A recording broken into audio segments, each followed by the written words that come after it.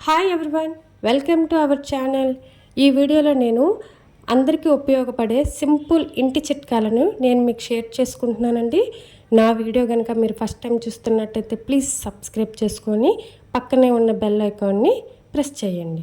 ఇప్పుడు మొదటి చిట్కా వచ్చేసి బంగాళదుంపలను ఉడికించి కూర వండాలనుకున్నప్పుడు ఉడికించడానికి ముందు అరగంట పాటు ఉప్పు నీళ్ళలో నాననివ్వాలి. అప్పుడు బంగాళదుంప కూర వండితే చాలా టేస్టీగా ఉంటుంది.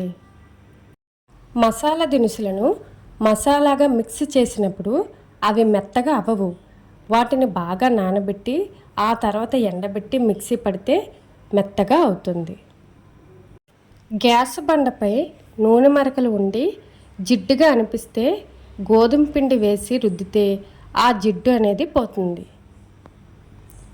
ఇన్స్టంట్ కాఫీ పొడి గడ్డ కట్టకుండా ఉండాలంటే దానిని ఎయిర్ టైట్ డబ్బాలో ఉంచి డీప్ ఫ్రిడ్జ్లో ఉంచితే ఎంత కాలమైనా గడ్డ కట్టకుండా ఉంటుంది. కూరగాయలు వడలిపోయాయా, నిమ్మరసం కలిపిన నీటిలో ఒక 10 నిమిషాలు ఉంచితే కూరగాయలు చాలా తాజాగా ఉంటాయి. చెక్కతో చేసిన చెంచాలు, గరిటెలు వాసన వేస్తుంటే వాటిని వెనిగర్ కలిపిన నీటిలో ఉంచండి, లేదా కొంచెం పసుపు వేసినా మంచిది, వాసన రాకుండా ఉంటాయి. అన్నం వండేటప్పుడు ముద్దగా అవుతుందా, ఉడికేటప్పుడు చెంచా వంట నూనె వేస్తే పొడి పొడిగా ఉంటుంది.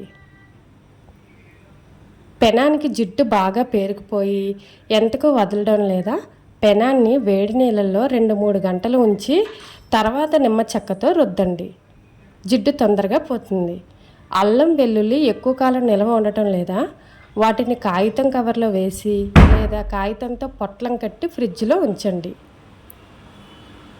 చేప ముక్కల్ని నిల్వ చేయాలా, వాటికి కొద్దిగా ఉప్పు కలిపి డీప్ ఫ్రిడ్జర్లో ఉంచండి. ముక్కలు అంటుకోవు, ఐస్ పేరుకోదు. ఫ్రెండ్స్, మరిన్ని చిట్కాలతో నెక్స్ట్ వీడియోలో కలుద్దాం. Thanks for watching.